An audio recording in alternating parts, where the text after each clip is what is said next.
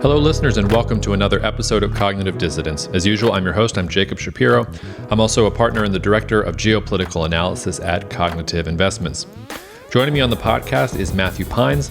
Matt is a management consultant at the Krebs Stamos Group, and he is a fellow at the Bitcoin Policy Institute. He is not here in his capacity at Krebs Stamos Group, but he is a management consultant there. We recorded this on August the 11th. This will come out in a couple weeks. This is one of the episodes that I pre-recorded while I'm out on my paternity leave.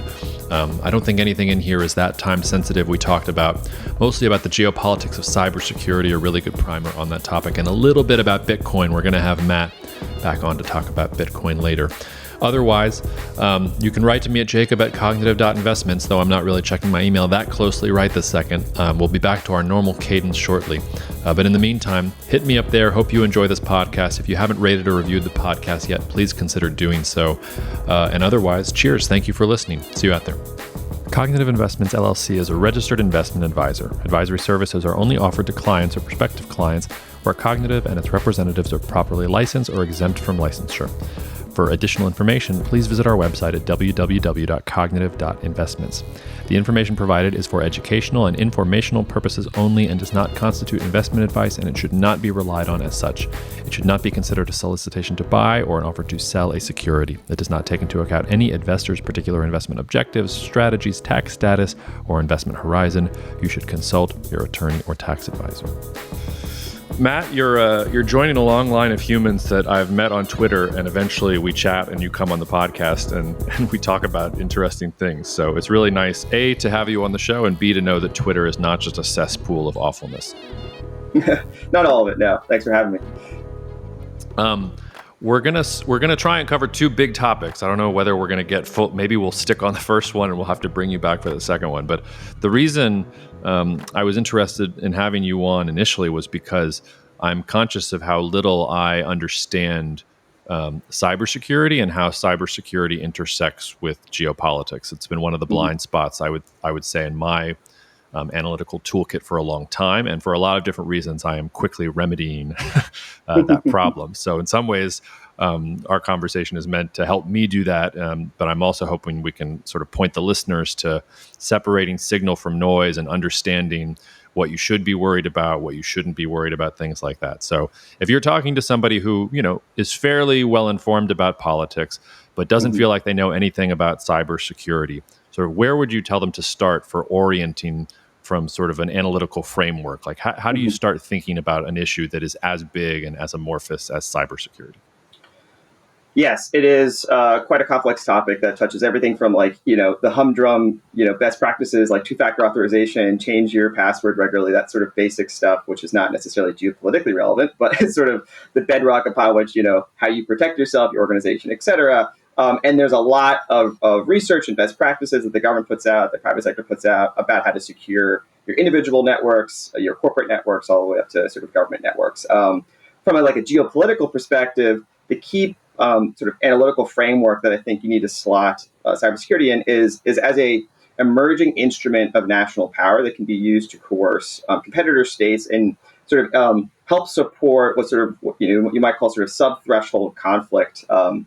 Goes by various names, asymmetric warfare, gray zone warfare, hybrid warfare, et cetera. And so cybersecurity as an element that states can leverage to support that sort of domain of competition is where it becomes much more relevant to sort of a geopolitical perspective. And that's where the questions of deterrence, questions of sort of cyber physical effects, and sort of the broader evolution that the United States and our allies and competitor states start to think about cybersecurity as a weapon or as a tool of economic coercion or as a way to destabilize their competitor societies.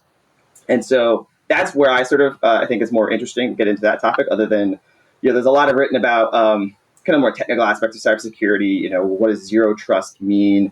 And there's quite a professional discipline that looks at these questions and makes recommendations to corporations, to governments, to individuals, small businesses, et cetera, about how to, make sure their cybersecurity practices are sort of up to snuff. That's probably not as interesting for kind of the geopolitical analysts who are trying to think about how this is going to play a role in kind of the unfolding dynamic of sort of increasing competition and geopolitical conflict this decade. So that's where I think we can kind of dig into it and start looking at it from that angle. That's Yeah, although I don't want to leave questions like zero trust and things like that because I think they are interesting. Is it like, because you're talking about the sort of tactical aspects of two-factor authentication and all these passwords that I can't remember, but I mean, is it going so far to say that that actually could represent a serious threat if like somebody who's working at a major water utility or at a major sort of defense plant, like, clicks on the link that the Nigerian prince sent him $25 million and inputs some information? I mean, that's sort of the back way into at least some of these types of things, right? Or am I simplifying things too much? No, 100%. And that's, while there are a lot of advanced techniques to really get after hard targets, often, the attackers will want to go for the low-hanging fruit, right? And so they're not going to use the most advanced, quote-unquote, zero-day exploits if they can just find sort of an unlocked door and walk in that way. And that's actually what happened with the Colonial Pipeline ransomware incident, where essentially a former administrator had set up a sort of remote access to the operational network and wasn't using two-factor authorization, never changed his password. And so that was an easy way, a relatively easy way, to get into a critical infrastructure network and cause strategic level effects that the United States had to respond to. And it wasn't exactly a very advanced attack. And so that is definitely strategically relevant when you have best practices that are pretty basic not being followed. So, for example, like the Cybersecurity Infrastructure Security Agency, CISA, which is the domestic agency responsible for cybersecurity as well as infrastructure security more generally, is really focused on providing best practices and trying to like bring up the lower bar of capability across the board in domestic infrastructure. And there's like 16 critical infrastructure sectors that they define, things that sort of keep society running. And society has become ever more digitally enabled, and all of these critical infrastructure networks, when they fail, can have strategic and sort of cascading impacts. And so that's where the question of domestic preparedness, domestic resilience is becoming extremely relevant. And from an international sort of geopolitical perspective, the net effect is it sort of closes the virtual geographic distance between our adversaries and us. The United States was and is a continental power, protected on both sides by oceans and north and south by friendly neighbors. And that sort of gave us an inherent defensive advantage in a global system where our competitor states had borders that they had to defend with potentially hostile states. And that sort of structures their entire sort of frame for defense and national security. The United States, was able to kind of protect itself by virtue of just its geographic advantage. And cybersecurity closes that virtual distance. It's not a very insightful observation, but I think it's still strategically critical because it means that states have a way to strike at our domestic capabilities in a way that would never be able to do. Right? You can't just like land. Like the Chinese are never going to land an amphibious invasion group in California, right? But they can cause debilitating and sort of societal destabilizing effects using cyber potentially, and that makes it strategically relevant from a geopolitical perspective. Well, I don't know. I remember I was in high school and I met a family friend's new boyfriend. And I remember vividly he came into our house and was telling me that Hurricane Katrina was actually a Chinese plan to invade the United States via the Mississippi River. And he was very convinced this was going to happen. So never say never. But I love this idea of closing the distance between the United States and the rest of the world. Because you're right. This is the one geopolitical fact that allows the U.S. to make incredible mistakes like the Iraq War, for example. And really, I mean, we've paid a cost for it in terms of lives and money and things like that. But most countries, if they made a mistake on that order of magnitude, would probably collapse, probably wouldn't be around anymore. And the United States can sort of shrug it off and go on to its next sort of big mistake. Is there any... Again, I'm gonna show my own ignorance here, but I think it's good to ask stupid questions and learn that way. Is there any way in which distance still does help the United States from a cyber perspective? Like, can we pull up the drawbridge in some ways? Can we cut off submarine cables to actors that are trying to penetrate the network somewhere? Or am I misunderstanding how the actual sort of infrastructure backend works for how different countries or different actors might attack U.S. networks? Well, one important thing why is cybersecurity itself a target is because it's the backbone upon which modern economies function, right? Like the internet if it was just, cat memes and sort of Twitter banter, right? Attacking that and taking that down, wouldn't necessarily be a big deal. But it's the fact that modern enterprise networks are built in the cloud, right? So one of the major changes has happened in sort of how the modern corporation functions is the rise of sort of cloud services, where the company itself doesn't usually maintain their own servers for their own corporate networks.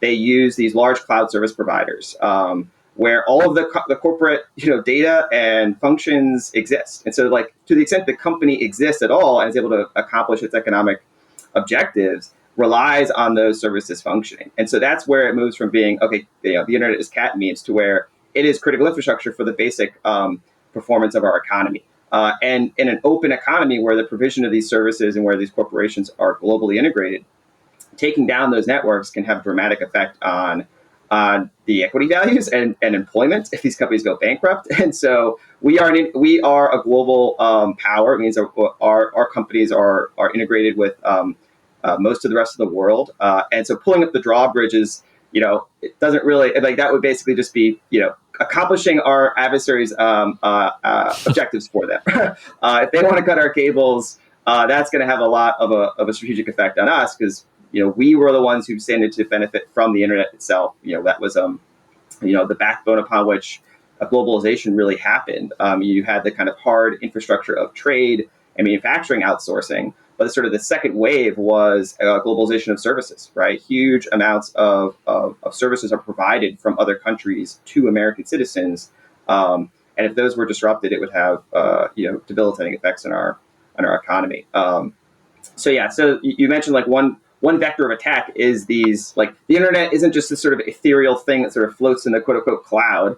It's hard infrastructure. It is fiber optic cables. It is satellites. It is relays. It is a whole web of infrastructure and data centers that are physically located, and those are becoming and have become sites of sort of you might call in the intelligence world, right? Those are sites of extreme contest. It's been well known that, like, lots of governments that have submarine capability tap those fiber optic cables to collect intelligence. But that same capability can be leveraged to cut those cables. And the internet is a decentralized system, but it's self-healing up to a point. And so you can cut a cable, you can cut a cable, you can sort of cause some minor disruptions, but for the most part, the internet can sort of self-heal and route around those sorts of breaks in the network. There are, but it's a nonlinear system. So if you make a number of these cuts in strategic locations, up to a point, you can take large swaths of the network down, and there's only so much you can repair in such amount of time. So that is especially a concern in financial markets, right? There's certain cables that connect, say, London to New York, right, or connect Hong Kong to other sort of trading networks, and those the financial system that we're used to seeing pop up on CNBC or the Bloomberg relies on data being shared, and the sense of trillions of dollars being traded each day on these exchanges, that can be cut, and so that is that's where you have kind of cascading impacts across the rest of the economy. And, we're financial power, we're commercial power, so we're much more asymmetrically exposed to internet going down than necessarily some of our adversaries are.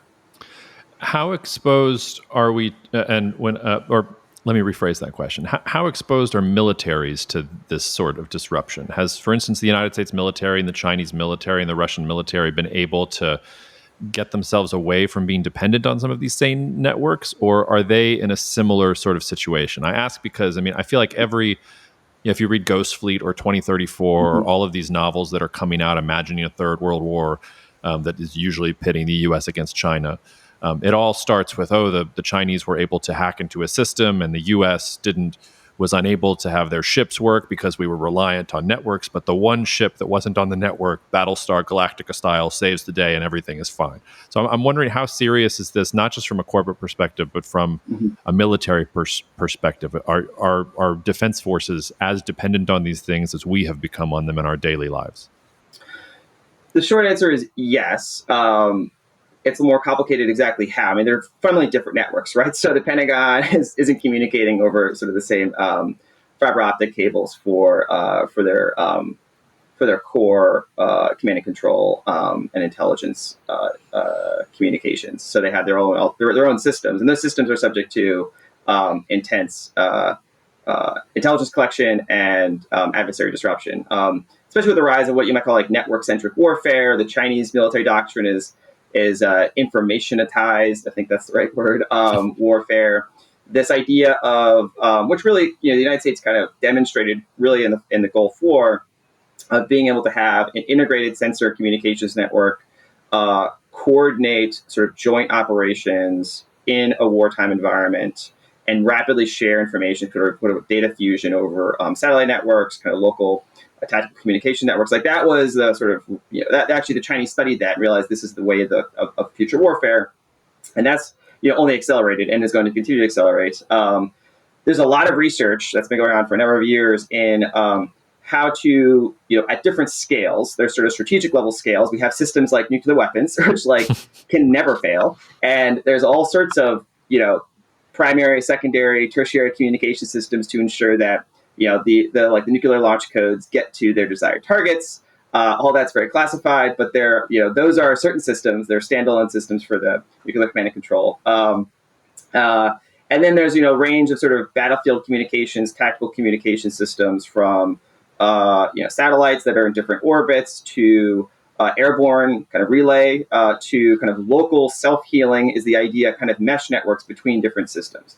So the basic premise of our current kind of operational battlefield for communications is the sort of web of communications and tactical data links between ships, underwater vehicles, drones, satellites, all the way back to kind of the commanders at both the theater, the regional, and the strategic level back in the United States. So there is a premise that we will have, or that network will remain relatively undegraded in order to prosecute our military objectives in any conflict. As you can imagine, adversary states like China are investing heavily in the ability to disrupt, degrade, or destroy those battlefield networks. And they're investing a lot in what you might call electronic warfare capabilities, whether that's disrupting satellites, which you can do in a lot of different ways. You can dazzle them with lasers, so their optics basically can't see everything, which is considered like non-destructive interference with satellites. All the way up to you can sort of park a follower satellite that could just either jam or physically send a projectile into another satellite. Potentially can do other things, take control of it potentially. So space warfare is a thing, and that is intimately connected into communications, because one of the main functions of the satellites is to support communications. So yeah, it is. I read Ghost Fleet, and the idea that there's some sort of secret switch that the Chinese can flip, and then everything goes dark. I think that's probably an exaggeration. I won't be giving any sort of classified assessments, but this is not as simple as that. There isn't one master root capability that just allows you to flip the switch and everything is now dead, right? But they're investing a lot of capabilities across lots of different domains, targeting specific systems. The U.S. invests heavily in red teaming their own systems, so there's elements of the U.S. government who specialize in simulating what an adversary would try to do against a certain platform. How would you try to hack into an aircraft carrier systems, and what are its vulnerabilities? And just a corporation would want to look at how its vulnerabilities are can be exploited. The Defense Department does the same thing, and so there is a constant game of cat and mouse. Are we actually capturing all the potential vulnerabilities, ways our systems could be hacked or disrupted, and what can we do to mitigate that? So yeah, in any real conflict, it's never as clean as neither the offensive capabilities are guaranteed to work, but neither are your defensive mitigations guaranteed to work. And it's a question of what's your backup plan? And the U.S. Navy, I think I don't exactly know when, but started training their sailors on star navigation, right? The backup to the backup to the backup. When you got nothing, when you're just totally dead in the water, but you have a functioning engine and weapon systems, can you still engage? Can you still navigate and have at least some tactical capability sustained? So it is an issue. It's very much a lot of those actual vulnerabilities are certainly classified, but it's certainly one aspect of the United States capability that needs to be heavily examined, especially in a conflict with a peer state like China that's investing specifically in capabilities to hit that aspect of our capabilities. Yeah, I want to talk a little bit more about cyber warfare, but before we get there and leave this general topic, I want to ask about China and 5G and Huawei and that whole thing. It's the one part of this conversation where I know enough to be a little bit dangerous because 5G has intersected geopolitics in a major way, because the United States basically said, Huawei they make the best kit for the lowest price, and most emerging markets, when they looked at, do I pick Nokia or Ericsson or Huawei, I'll take the cheap one that still works. I don't care. Like, what are the Chinese going to come to Equatorial Guinea and solve or spy on what we're doing, and that's going to affect us somehow? Like, most countries don't sort of think that. Do you think that fears about Huawei gear and in 5G networks were overhyped?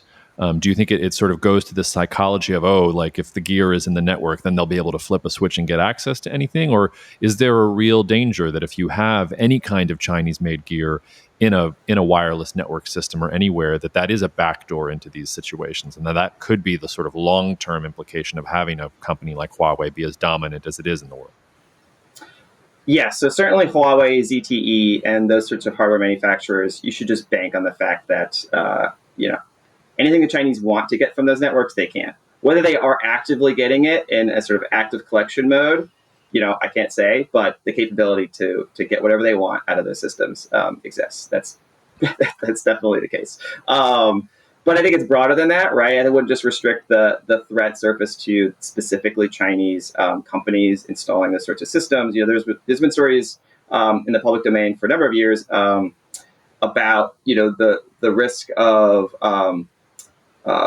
hardware being seeded into Western electronic supply chains that allows the Chinese to sort of on-demand activate what you might call like sleeper agents inside a particular network that has installed certain servers. So that's been a very, and we're getting to the point now where like the hardware manipulations sort of happen at the chip level when they're manufacturing them. And they're, the ones that were discovered like 7-8 years ago were like microscopic. So you can imagine where they are now, extremely sophisticated, not something that you just be able to tell. And these things went undetected for many years. And it took a major sort of whole government effort to sort of get various Western companies to sort of strip out that infrastructure and replace it. So that is a major, often the conversation about reliance on China from a chip perspective has strategic national implications when it comes to,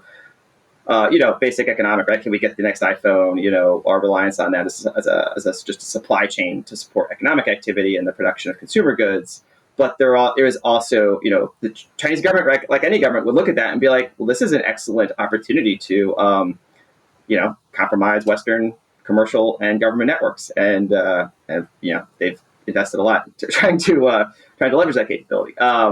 So yes, I think people underestimate the ability of the Chinese to focus on leveraging their position in the supply of these electronic components to support their intelligence and strategic objectives. Like any state, you should expect them to apply any measures they can, and even when they're caught, like there is no other option. So there's very few other options. And to your point, right, some states just don't really care, right? They're just trying to bootstrap their economy up from a really basic level, and their trade-off calculation is, well, we don't really care if they can listen to everything we have to say. Like, at least our society gets functioning cellular networks, and we can now have a digital economy, and the GDP growth from that like more than counterbalances any potential espionage threat. And like to your point, like the Chinese people think about like espionage from a perspective of, they're going to be able to get our information. But really, the Chinese have a very specific national objective to indigenize Western technology in order to create more self-sufficiency and also to capture,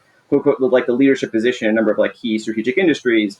They targeted the sort of the made in 2025 industries as like really the focus of their industrial espionage and sort of economic intelligence collection. And so, a lot of these, countries that don't have those sorts of industries will be like, well, we're not going to be the focus of that collection anyways. And so we can at least get the cheap,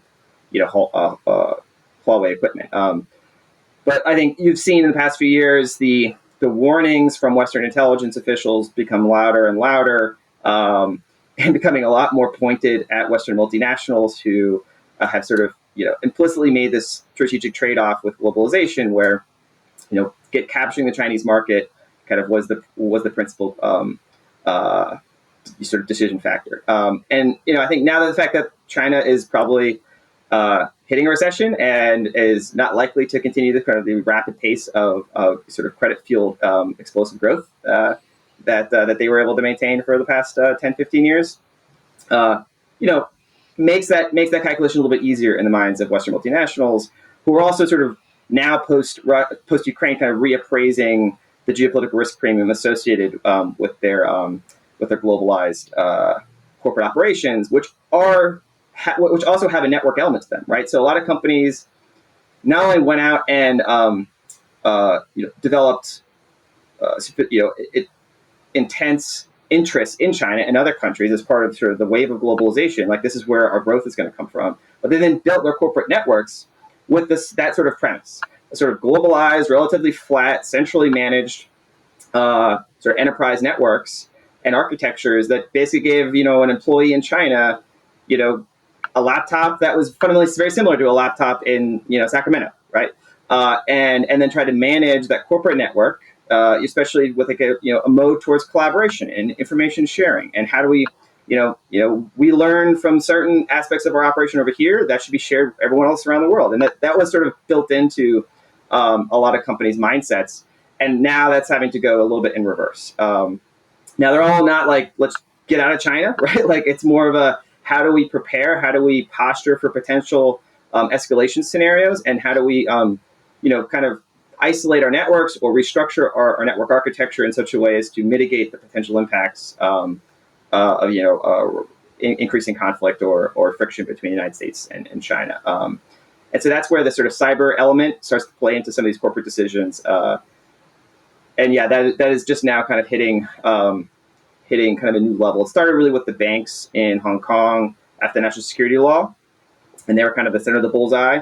And Hong Kong was sort of where you would expect it to start. Hong Kong was sort of the bridge between the Western financial system and China. Like that was their sort of raison d'etre, is acting as kind of that point of funnel and kind of transition between these two different economic systems. And when the Chinese basically fully enveloped them into kind of the Chinese system, a lot of the sort of Western banks there had to kind of recalibrate their position. And now that line of thinking and that posture for kind of security is expanding in sort of concentric circles out to other industries that believe they may be subject to sort of increasing attention by the Chinese government. Yeah, that brings up a two-part question for me, which is, number one, how far does this go? So, for instance, I at least experience a lot of companies thinking about nearshoring or reshoring operations, and they think largely in terms of politics or geography or how much labor is there and what are the costs, what are the regular.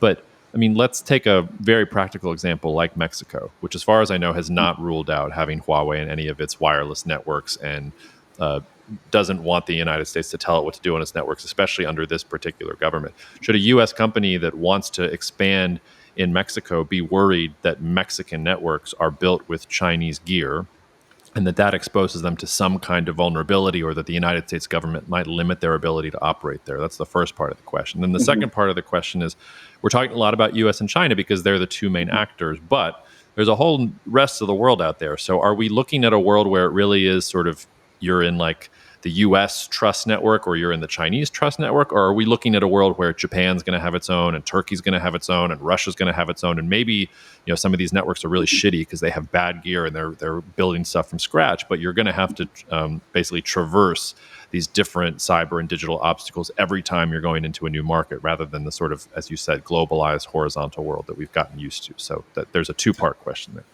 Yes. So the first question, with respect to, say, like Mexico is an example where just because they're using Chinese equipment, does that pose a threat to them? And I would say risk is a spectrum. And just because there's a potential latent capability doesn't mean that capability will be leveraged against you as a particular target. And so that's often where people kind of make, the judgment jump is there is a threat, therefore I have to take an action.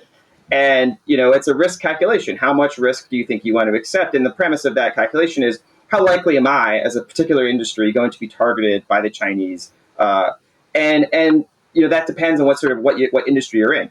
So if you're in a really sensitive, both from a U.S. perspective, say you're an aerospace defense company that's got some really, juicy tech and IP, the Chinese are definitely interested in capturing. They're going to try to go after that IP, like wherever it is in the world, right? And they're not just going to, not try to target you because you're not using a Huawei network, right? They're going to try to use insider threat. They're going to try to use more direct penetrations, all sorts of, the full spectrum of kind of intelligence operations to get at like that really high value IP that they want. And so if you think you're potentially subject to that, well, then your risk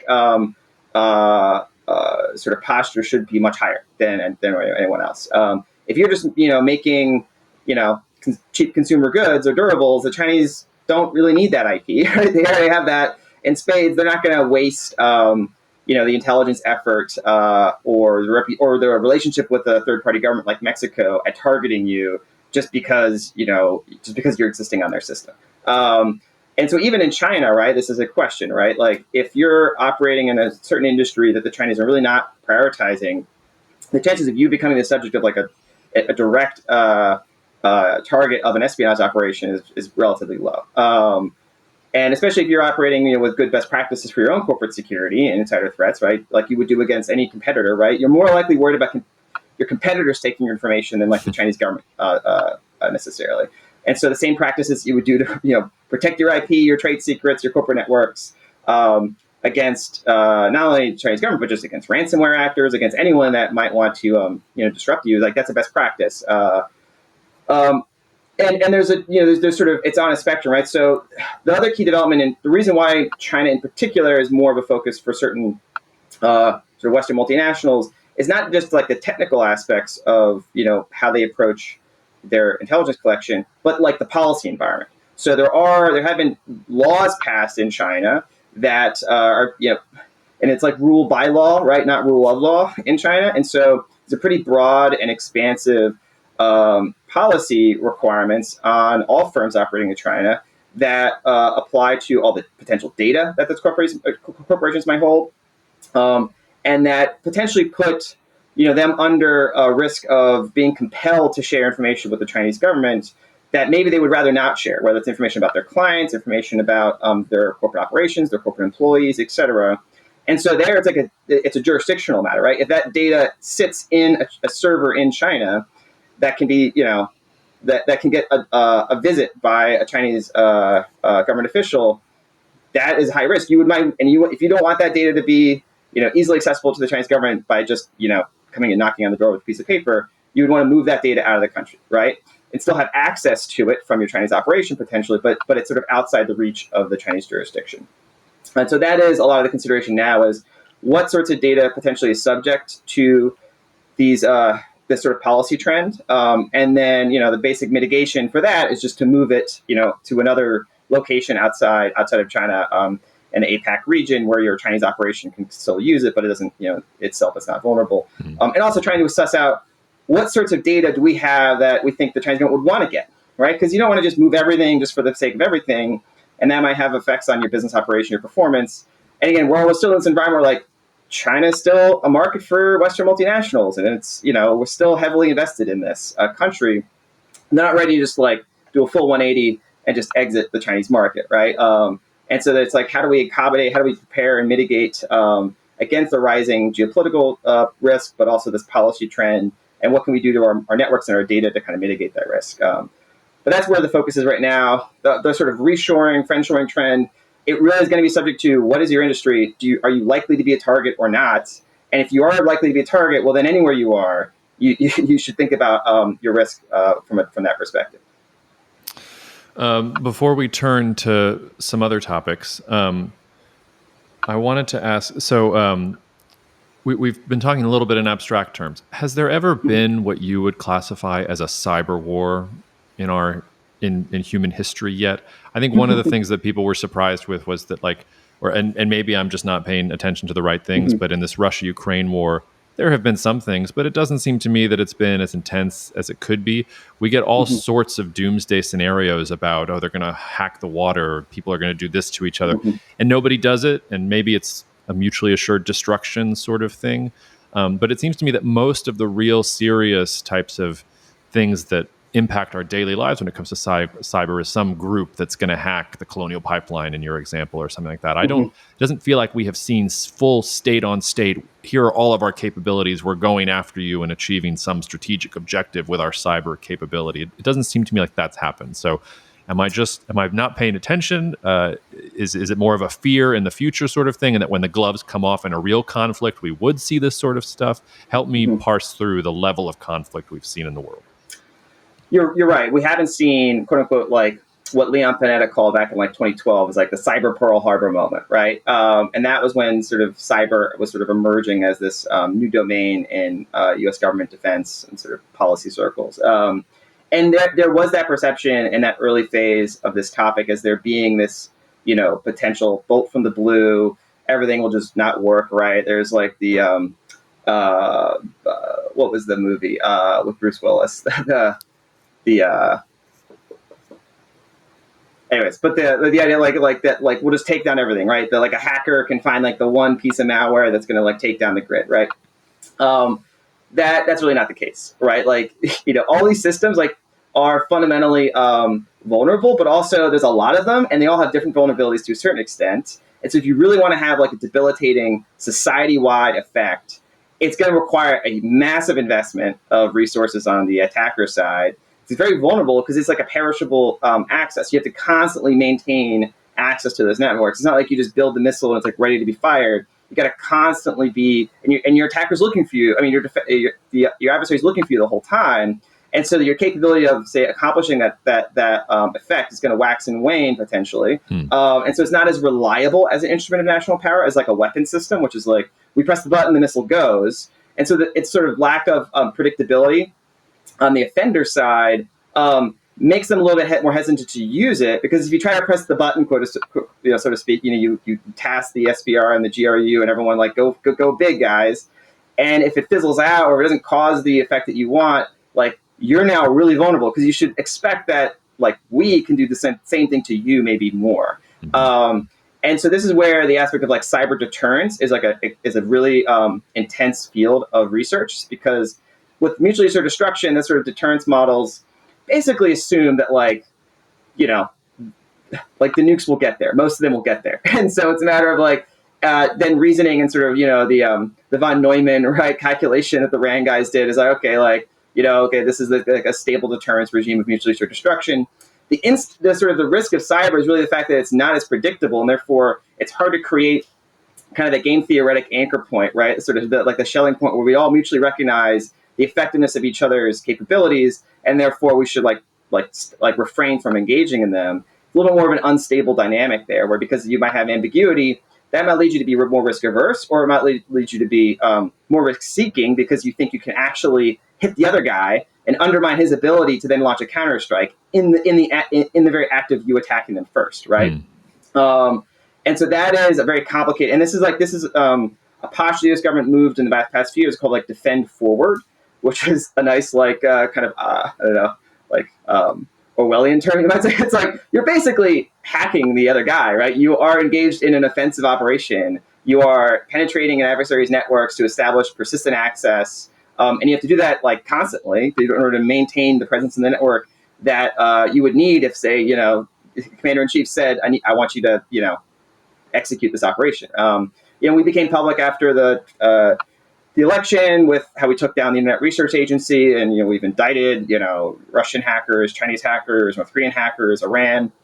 There's like the top four kind of cyber states, and there's a constant game kind of taking place, kind of in the intelligence world of back and forth, right? But it's maintained at that level. We haven't seen it sort of trigger into an all-out kind of we're going to take down your grid, your water treatment plants, your financial networks, your hospital systems.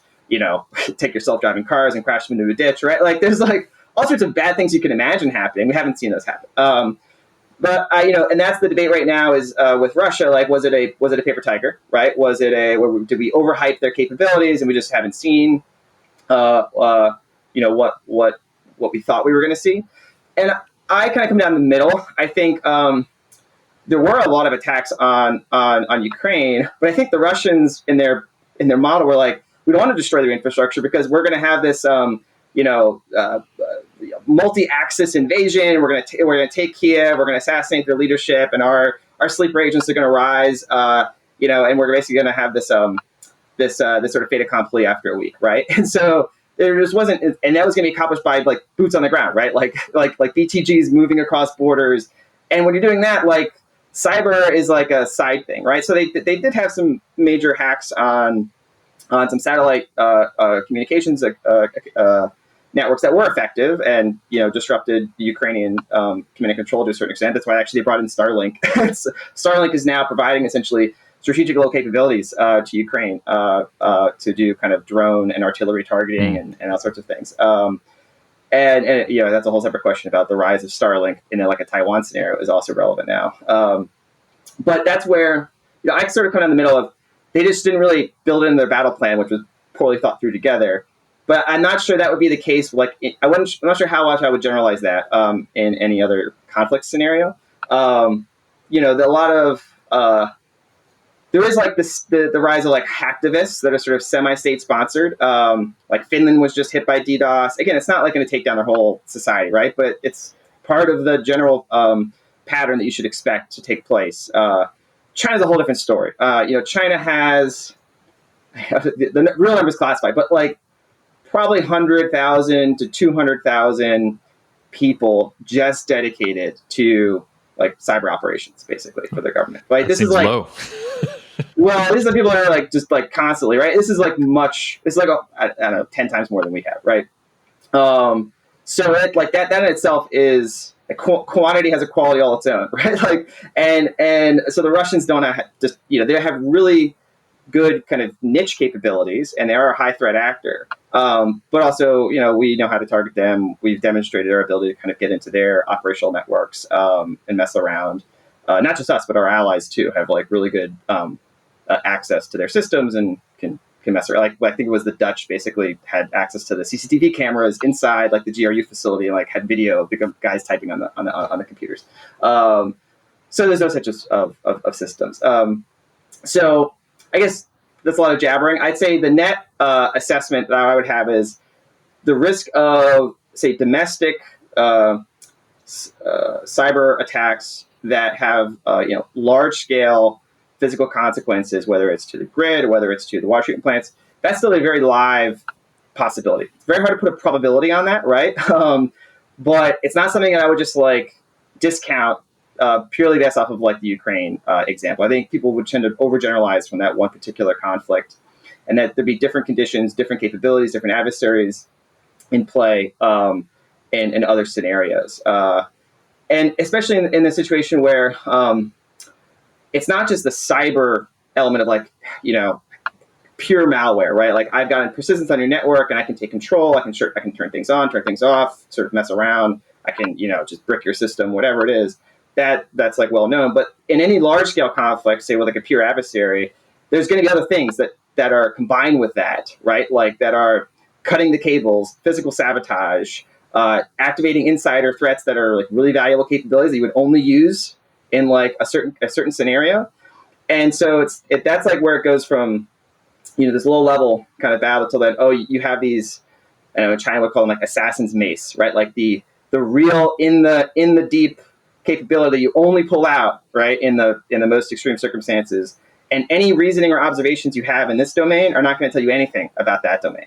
And that's where people have this sort of linear extrapolation. It's like, we see ransomware, we see these sorts of attacks. But, there is this other domain that if things really kicked off, you haven't seen that before. So very hard to say. But also, we do a lot of preparing and posturing for those scenarios specifically. And a lot of intelligence collection goes into that. And so, like, there is this, how effective our mitigation is going to be. But I wouldn't be too sanguine about the risks. Just because, like when we have a hurricane, where we can get even if the adversary's capabilities aren't, like the big scary monster, right? Like our domestic networks infrastructure are not all that strong. So it's like they don't need to have like this game-changing cyber capability to like flip the lights off. Like the lights just go off because we have a bad storm, right? So it doesn't take much to tip some of these systems, which are intensely interconnected, dynamic coupled systems, where even if you don't take down every transformer, if you just hit one, like that can cause some problems. So that's where I think domestic fragility, that's they very little you have to analyze with respect to the adversary's capability. And so even if the adversary's capability isn't as high as you think it is, your domestic resilience may not be that high either. And so you kind of have to build that up too if you want to have some sort of psychological sense of security, which I don't think we should feel right now. I mean, speaking from personal experience, our domestic resiliency in the Gulf Coast region, which, only the place where most of our agricultural exports go in and out of the country, large percentage of energy production, you name it, like our domestic resilience sucks here. Let's put a pin in that, and we'll come back to cybersecurity in the future. But before I let you go, I want to let you riff on Bitcoin a little bit, because I didn't realize what an evangelist you were until you sent me some of your stuff, and I've been reading through it and seeing some of your Bitcoin appearances.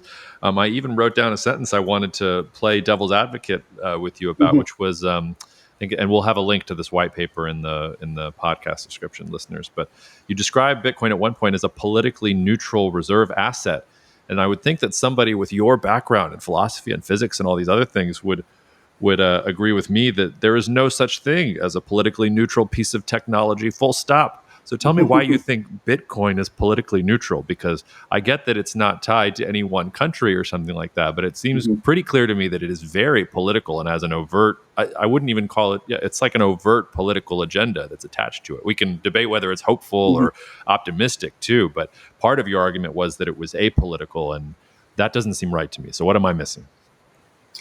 Well, maybe there's a nuance to shade between jurisdictionally neutral and politically neutral, because political, that term has a valence that, under a certain interpretation, you might say is not a fair representation. When I say politically neutral, I mean like jurisdictionally neutral in the sense of like a reserve asset, like gold is jurisdictionally neutral. Like gold isn't the liability of a particular nation state or jurisdiction, right? Like the dollar or other reserve currencies are, right?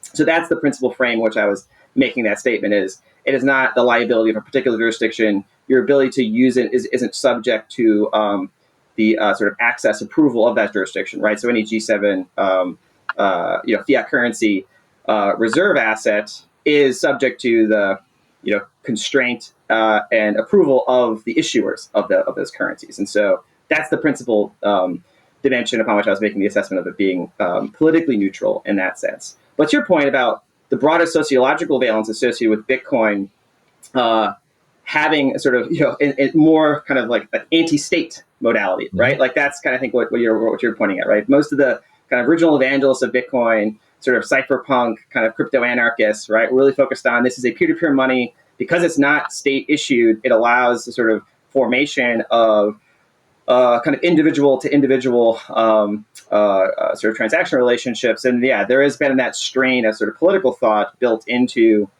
the culture around Bitcoin. And so to the extent that you analyze Bitcoin as a socio-technical system, right, it's very hard to untangle that culture from the tool itself, the protocol itself. But I think even though that's maybe historically the case, when you read the Bitcoin code, doesn't say like anything about politics or jurisdictions, right? It just says here's a protocol for engaging in certain transactions, right? This is the UTXO set. Here are the key protocol rules. There's no politics built into the technology. And that extent, it's sort of like you could say like the early internet, right? Like had a certain ideology associated with it. Like when it was sort of coming out of the garage, so to speak, like the early cypherpunks associated with the internet had a certain, say, quasi-political ideology, right? They thought that, and the same sort of thing with the rise of encryption, right? Like encryption technology was about how to secure individual freedom, right? And to the extent that as a political ideology, is opposed to authoritarian systems, then yes, it has a political valence, right? There's no purely neutral technology. And that is a key point that is very relevant, right? So I always think about Bitcoin in the same ways the sort of the early debates about encryption and the internet, confronted existing systems of power, existing systems of conceptions of political governance. And this is going to be a very active site of political and philosophical contest that I think Bitcoin is going to precipitate. So yeah, I'm very interested in those questions in particular. So yeah, I don't mean to sweep under the rug. This is just a purely neutral technology, and it's just going to kind of hum away. But just like the rise of encryption and the internet, there was this like they were political debates, right? There was bills tried to be passed to ban encryption, and there were like big political fights. And I think there was a cryptographer, I forget his name, but basically he like specifically focused on PGP, like printed out like the code, basically. Like, here's how I can print this out. You gonna stop me from just like writing these numbers down? That was a flashpoint of kind of the conflict between the state prerogatives, right, for security, and systems of law enforcement, and the open internet, and systems of open and free kind of peer-to-peer engagement. And where you draw the line as a society between what sort of domain kind of like how big that domain gets, it's essentially this tit for tat, and that's what you're seeing in a new version of with the rise of Bitcoin. Yeah. The other thing that struck me, and that's a great answer, the other thing that struck me in your paper was, I feel like many people accept that Bitcoin is an asset and think of it as sort of an asset, similar, like you said, to gold. Like, I think I would say that the mainstream thinking about Bitcoin is that, like you said, you don't want to be exposed to monetary policy decisions by a particular government. So if you hold this asset, you can beat inflation, or you're not subject to those same sorts of problems. But you take it a step further, and you really sort of write about Bitcoin as a currency, a real cryptocurrency, and something that is used as a real means of exchange, and thinking about that over time, which, I guess El Salvador is trying to do that with mixed results, and for political reasons of their own, they seem to take a nice percentage of the transaction fee of stuff like that down there, and it's an interesting tool for the authoritarians. But talk to me a little bit about why you think Bitcoin is going to become not just a digital storehouse of value, which I can that is a argument I can see clearly, but the jump to actual currency is a little harder for me to visualize. Well, to be clear, I have no fixed assumption about how this could unfold. There's lots of there's a distribution of scenarios, and I have sort of different credences applied to that distribution of probabilities. Yeah. And how I assess different scenarios under which Bitcoin monetizes to a certain end state are sort of subject to other auxiliary assumptions about the evolution of the geopolitical system, the associated monetary system there. So it's harder for me to assess Bitcoin with that as the hypothetical end state, without assuming how the larger global system is also going to evolve. There are other things that have to happen, or that will happen, if that's the course of events. And so there's both. That's a very complicated question, right? You'd have to make some additional analytical kind of claims about the status of the global reserve currency, the dollar, the treasury reserve asset, the success or lack of success associated with, say, a rising Eurasian power bloc that tries to move towards a commodity or a gold-backed regional reserve standard. Lots of other things, the avoidance of World War III. Lots sort of things can sort of get in the way, right, of Bitcoin becoming successful to different stages, right? So that's the external, you call it the exogenous kind of analytical frame, which you could go into some depth. And I wrote one paper that tried to look at just one scenario where you could see something like this happening, but it's hard to say this is the scenario and this is definitely the way it'll play out. And that's a whole nother domain of analysis. But just the endogenous analysis of Bitcoin itself, what it would AO ipso prevent it from serving as a currency. Well, there, the real function is volatility, right? So things become a unit of account after having sort of established themselves as being a means of stable transaction, right? If I'm going to pay for lunch tomorrow and hold a certain currency, the reason why I hold that currency is because I think it's going to pay for the same sandwich tomorrow, and a week from now. And that means the volatility over that time scale has to be low enough so that people feel confident in holding it. That's the basic premise about what makes a transaction vehicle. You might call it a medium of exchange. So it's there's three parts of money: the store of value, medium of exchange, unit of account. And you might say the precondition for store of value is just a collectible, right? So something that people want to hold because it has some semantic or cultural value. And then if that's proven out over time, then it usually acquires a social consensus that the thing is a store of value. Like if you believe and other people believe that something is going to be valuable over time, that usually forms a locus of social consensus that then reifies that object, that monetary good, as having the properties that make it a store of value. So all monies are essentially sociological phenomena, right? There have to be certain real physical properties associated with that thing that can allow it to form a locus for such social consensus. And then that, through like the Lindy effect, reifies over time, becomes much more historically durable. So it's very important to separate out, like in the current monetary system, the reserve currency status of the dollar as a transaction currency, right? To facilitate trade, to denominate international commerce and the liabilities thereof that sort of grease the skids of derivatives market, swaps market, interest rates forwards, et cetera. Like the reason why the dollar has a very strong penetration in the global system is because of the sort of network effects associated with the dollar as a unit of account and as a medium of exchange. Those are exceptionally strong. And just like a network effect that you join because other people join, it gets stronger because more people are in the network.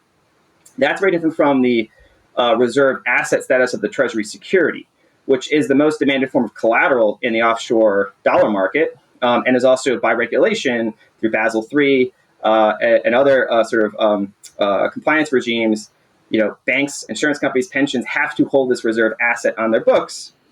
And so the demand for the reserve asset is a function of things like, inflation expectations and its liquidity as a form of collateral to support, offshore dollar leverage and the rehypothecation that those sorts of securities can enable. And so when I see like Bitcoin, I start looking through the lens of, okay, it's a speculative store value, very limited, like about 500 billion total market cap. And so for it to serve as like a global reserve asset at the level of the Treasury security, it has to be at least 10 times larger, more likely 50 times larger. Yeah. So clearly, nowhere in the near-term horizon is it going to supplant the role of the Treasury security as a global reserve asset. And so I think about these things as like historical timescales and examine different scenarios. But I think it's discounted as a possibility in most geopolitical forecasts for, say, the next 10 years as being something that could have strategic relevance. Instead, that's basically been my main focus of just bring it into the Overton window for a serious analysis. Because if you don't analyze something that, say, is like very small prior probability, you might assign like a 1% chance that Bitcoin can monetize to the level of gold by 2030. But if that were to happen, it would have strategic and macroeconomically relevant effects. And we analyze lots of scenarios that have a very low likelihood but high consequence. And so I would put that in the bucket of things that, like whatever your credence is, should be a little bit higher. May not be 50%, but it should be relatively high to force like serious analysis of like the what if, right, and the cascading implications for the global economic system. But to your like basic question, could Bitcoin serve a role as like a vehicle currency? Like not anytime soon, right? Like basically its volatility has to converge to equivalent to what we now use as current kind of medium of exchange. And volatility is a function of uncertainty, right? So you could hypothesize, this is loosely empirically validated, but we only have like 13 years of data, so kind of a weak sample set. But that basic hypothesis would be Bitcoin's volatility is a function of uncertainty over future adoption. So like by assumption, if you assumed Bitcoin reached saturation adoption at whatever the total market value could be, I won't pick a number, but like if you assume basically everyone that wanted to use Bitcoin was using Bitcoin, and the marginal future adopter was basically saturated, then the future assumption over future adoption would basically be nil, and the volatility associated with Bitcoin's purchasing power would roughly correspond to the rate of change of productivity on an annual basis, which might be roughly GDP, so a few percentage points.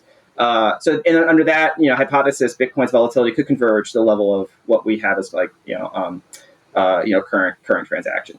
That's probably a necessary, maybe not a sufficient condition for it to become a medium of exchange. There, it's much more like the geopolitical and the political question, right? Like, will governments like allow it to go on that path, right? Like that's an exogenous question, right? That's a question of what is the stance of different jurisdictions going to be with respect to Bitcoin? Will it be hostile? Will it be neutral? Will it be accommodative? And we're sort of seeing that dynamic play out like right now, right? We're seeing different states take different postures with respect to Bitcoin. And those postures are like in the act right now being formulated, right? So President Biden came out with the digital assets executive order just a few months ago. There's like heavy interest in the Senate and the House in formulating legislation about digital assets and Bitcoin. Lots of folks in the White House and the Treasury Department are starting to take a look at this. Like cryptocurrency used to be just the remit of like FinCEN and OFAC, principally through its nexus as a vehicle for like ransomware and sort of crypto related or enabled financial crimes. And that's still kind of like I think has loaded the dice in a lot of national security and policymakers' minds, because their only encounter with Bitcoin for the past 10 years has been bad guys using it, right? And yet, like the reality has far outstripped that in terms of the actual use cases in non-criminal contexts. And that's I think where you're seeing kind of the different perceptions and attitudes kind of being shaped in real time. So yeah, it's an open political question, right? Like Bitcoin's not inevitable, I don't think, right? There are scenarios that could delay or forestall its continued monetization. But that's where it moves from just the endogenous, like what are the basic capabilities of the network as a peer-to-peer money system, that can go across borders, that doesn't rely on the issuance decisions of a centralized authority. That kind of it gives you the baseline. These are the necessary conditions to have a global monetary structure.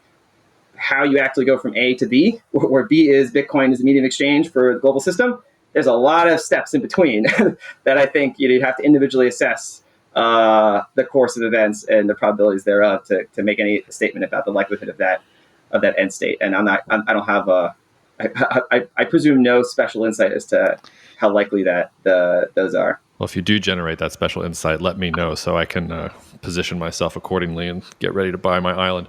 I think, and by the way, I remember distinctly when boomer congressmen and senators started going on Twitter and tweeting about Bitcoin as if they had suddenly discovered that it was this newfound interest, and remember wanting to light myself on fire that these people had suddenly discovered crypto, and we're going to talk about it in Washington at that level. But I think that's sorry, go ahead. Yeah, well, I was just going to say, like, there's now active interest in Congress trying to reach out. Like, I'm actually going to be speaking to a U.S. senator on Friday to answer some questions about this. Right, there are people that they realize this is not going away. This isn't a fad. This is now here. Like, they need to learn about it and understand it and try to really dig in. It's just like any other policy topic, right? And that's happening now, right? It hasn't really been a serious thing until recently. Yeah.